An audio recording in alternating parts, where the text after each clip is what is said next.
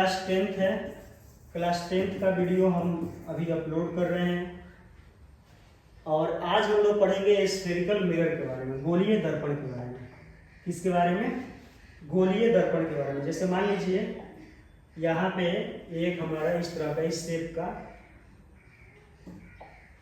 Spherical mirror है।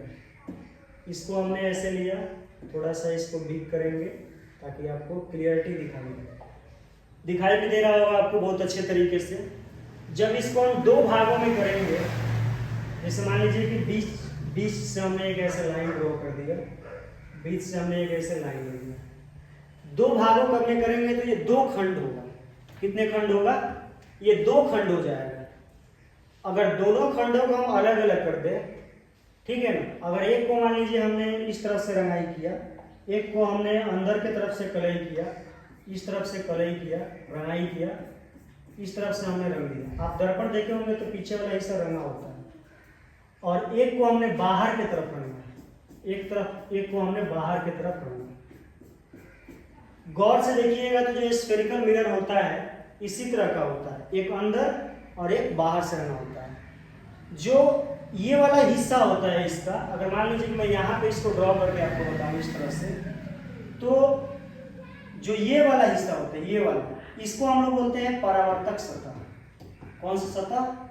परावर्तक सतह। और नीचे वाला जो ये वाला हिस्सा मान लीजिए हमने रंग दिया, तो ये कलई किया हुआ भाग, इसमें हम अगर देखेंगे तो ये बाहर से रंगा हुआ है, बाहर से रंगा हुआ है, और ये अंदर से रंगा हुआ है। अब इसका परावर्तक सतह ये होगा, परावर्तक सतह ये होगा। तो देखिए जिस दर्पण का अगर इसको हम बांटे तो देखिए जो बाहर की तरफ से रंगा हुआ, किस तरफ से रंगा हुआ है? बाहर की तरफ से रंगा हुआ है। किस तरफ से रंगा हुआ है बाबू? बाहर की तरफ से रंगा हुआ है। थोड़ा मौखी आ गई है। बाहर की तरफ से ये रंगा हुआ है और ये अंदर की तरफ से रंगा हुआ है। तो जो बाहर वाला तो परावर्तक सतह इसका उठा है तो ये हो जाएगा आपका उत्तल, और इसका अंदर है तो ये क्या हो जाएगा? अवतल। अभी मैं इसको एक्सप्लेन करके आपको बताऊंगा कि उत्तल और अवतल क्या होता है। आप इसका डेफिनेशन भी यहाँ से निकाल सकते हैं कि जिस दर्पण की परावर्तक सतह ऊपर की ओर यानी उठी हुई होती है और रंगाई अंदर की तरफ होती है तो वो उत्तल होगा, और जिसकी परावर्तक सतह नीचे की तरफ होती है वो क्या होगा? अवतल होगा। तो आप उम्मीद है कि आप समझ पाए होंगे कि गोलीय दर्पण को मुख्यतः दो भागों में बांटा जाता है और गोलीय दर्पण एक खोखले गोले जैसा होता है, तरबूज जैसा। तो अभी मैं इसका डेफिनेशन वगैरह आपको बताने वाला हूं। चलिए यहां पे आप देख रहे होंगे कि गोलीय दर्पण की परिभाषा, गोलीय दर्पण की परिभाषा। तो गोलीय दर्पण का परिभाषा की अगर हम बात करें तो क्या होगा? गोलीय दर्पण उस दर्पण को कहते हैं जिसकी परावर्तक सतह किसी खोखले गोले के एक भाग होता है। खोखले गोले का क्या होता है? एक भाग होता है। अभी मैंने गोलीय दर्पण से संबंधित बहुत सारे पदों को नहीं बताया है, तो उसको मैं आगे भी बताऊंगा। ध्रुव क्या होता है, फोकस क्या होता है, फोकस दूरी क्या होता है, इस सभी चीजों के बारे में। अब गोलीय दर्पण मुख्यतः दो प्रकार के होते हैं, एक होता है अवतल दर्पण और एक होता है उत्तल दर्पण। एक का नाम क्या है? अवतल दर्पण, और एक दूसरा का नाम क्या है? उत्तल दर्पण। अब देखिए अवतल दर्पण की अगर हम बात करें तो अवतल दर्पण किसे कहते हैं अभी मैं आपको बताया ही था। अवतल दर्पण अगर आपको लिखना है कि अवतल दर्पण किसे कहते हैं तो आप इसका डेफिनेशन ले सकते हैं। अवतल दर्पण का, अवतल दर्पण देखिए ये हमारा है अवतल दर्पण। अवतल गोलीय दर्पण का दो होता है ना जी, एक अवतल और दूसरा क्या होगा? उत्तल। उत्तल दर्पण, उत्तल दर्पण। अवतल दर्पण और उत्तल दर्पण की अगर हम बात करें तो मान लीजिए कि एक दर्पण है, इसको हमने मान लीजिए अंदर की तरफ रंग दिया, तो ये वाला जो है हिस्सा वो क्या है? परावर्तक सतह है। परावर्तक सतह है। तो इसका डिफिनेशन उत्तल का क्या हो जाएगा कि जिस दर्पण की परावर्तक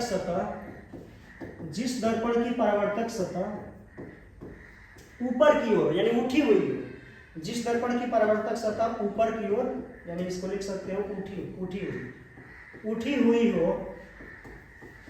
उसे उत्तल दर्पण कहते हैं। उसे क्या कहते हैं? उत्तल दर्पण कहते हैं। उत्तल दर्पण कहते हैं। अवतल दर्पण की अगर हम बात करें तो अवतल दर्पण को हम ऐसे रखेंगे और इसको हम रंगेंगे किस तरफ से? बाहर की तरफ से रंग देंगे। अब इसका ये परावर्तक सतह होगा, परावर्तक सतह, परावर्तक। तो जिस दर्पण की परावर्तक सतह क्या हो, नीचे की ओर, जिस दर्पण की परावर्तक सतह, जिस दर्पण की परावर्तक सतह नीचे की ओर हो, जिस दर्पण की परावर्तक सतह नीचे की ओर यानी धंसा हुआ और हो, उसे क्या बोलेंगे जी, अवतल दर्पण, अवतल दर्पण कहते हैं। समझ ही गए होंगे सभी बच्चे। आप लोग इस बात को समझ गए होंगे कि अवतल दर्पण और उत्तल दर्पण क्या होता है। जिस दर्पण की परावर्तक सतह उठा रहेगा उसे उत्तल दर्पण बोलेंगे, और जिस दर्पण की परावर्तक सतह नीचे की ओर धंसा होगा उसे हम लोग क्या बोलेंगे, अवतल दर्पण। आप इसका स्क्रीनशॉट भी कर सकते हैं। चलिए, हम आप अगर स्क्रीनशॉट कर लिए हैं तो हम इसका कुछ अंतर भी आपको पढ़ा देते हैं यहाँ पे। जैसे अगर मान लीजिए कि उत्तल दर्पण अगर एक तरफ दे दे, उत्तल दर्पण एक तरफ दे दे, कौन सा दर्पण, अवतल दर्पण।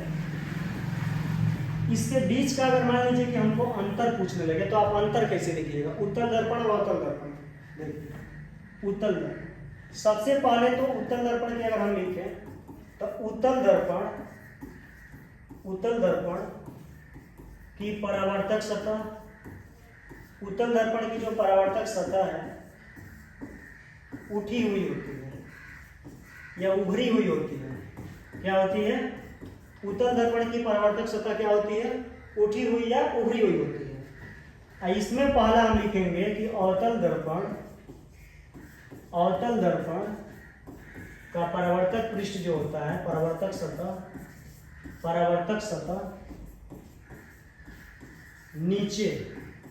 नीचे की ओर धंसी हुई होती है, नीचे की ओर होती है। सबसे पहले इसका आप डिफिनेशन से इसमें डिफरेंस लिख दीजिएगा। अब देखिए, एक दो बात इसमें और भी है। उत्तल दर्पण की जो फोकस दूरी होती है, उत्तल दर्पण की फोकस दूरी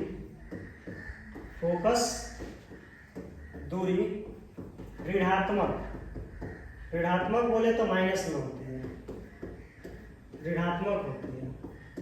सॉरी, उत्तल दर्पण की जो फोकस दूरी होती है वो धनात्मक होती है। उत्तल दर्पण की फोकस दूरी क्या होती है, धनात्मक होती है। अवतल का हमेशा क्या होगा, अवतल दर्पण की फोकस दूरी क्या होगा, इसका अपोजिट होगा। आप लिख भी सकते हैं, अवतल दर्पण की फोकस दूरी ऋणात्मक होती है। अवतल दर्पण की फोकस दूरी क्या होती है, ऋणात्मक होती है। यहाँ तक कोई दिक्कत नहीं है कि उत्तल दर्पण की परावर्तक सतह उठी है उसका नीचा, और इसमें फोकस दूरी धनात्मक होगा प्लस में और उसमें माइनस में होगा। इतना अंतर आप लिख दीजिएगा, एग्जाम में पूछता भी है। अब देखिए, गाड़ियों के साइड मिरर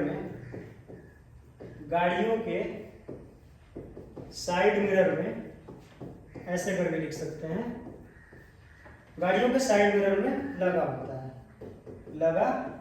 होता है। इसको आप लिख दीजिएगा। उसके बाद 3 नंबर में आप लिख दीजिएगा कि कान, नाक, गला, हजामती दर्पण में यह दर्पण उपयोग में आता है। और भी लिख सकते हैं, उत्तल दर्पण जो प्रतिबिंब बनाएगा वास्तविक और सीधा बनाएगा, अवतल दर्पण वस्तु से बड़ा प्रतिबिंब बनाएगा। इस तरह का आप अंतर क्या कर सकते हैं, एग्जाम में आप लिख सकते हैं। उत्तल दर्पण और अवतल दर्पण में आप ये अंतर लिख सकते हैं। तो हमने आपको बताया, क्या बताया, पीछे जो हमने आपको बताया ये गोलीय दर्पण जो होता है और गोलीय दर्पण में उत्तल और अवतल। अभी हमने आपको बता दिया कि उत्तल और अवतल में क्या अंतर होता है, उत्तल और अवतल का डिफिनेशन बताया हमने यहाँ पे, और फिर हमने आपको बता दिया कि उत्तल और अवतल में अंतर क्या होता है। थोड़ा सा हम इधर आएंगे और आपको हम बताएंगे गोलीय दर्पण से संबंधित कुछ पद। देखिए क्या होता है गोलीय दर्पण से संबंधित। ये पद यहाँ पे दिया हुआ है तो उतना क्लियर तो नहीं दिखाई दे रहा है। गोलीय दर्पण के कुछ महत्वपूर्ण पद यहाँ पे दिया हुआ है, तो इसको हम फिगर से पढ़ा देंगे आपको दूसरे वीडियो में, मतलब नेक्स्ट वीडियो में। आज के वीडियो में जो हमने बताया आपको दर्पण, गोलीय दर्पण क्या होता है, तो गोलीय दर्पण खोखला भाग होता है तरबूज के आकार का, और गोलीय दर्पण को मुख्यतः दो भागों में बांटा गया है, एक कौन, अवतल दर्पण, और दूसरा कौन सा, उत्तल दर्पण। अवतल दर्पण और उत्तल दर्पण में हमने आपको अंतर भी बताया, अवतल दर्पण और उत्तल दर्पण का हमने आपको परिभाषा भी बताया। तो उम्मीद करते हैं कि आप दर्पण से संबंधित जानकारी आपको अच्छा लगा होगा।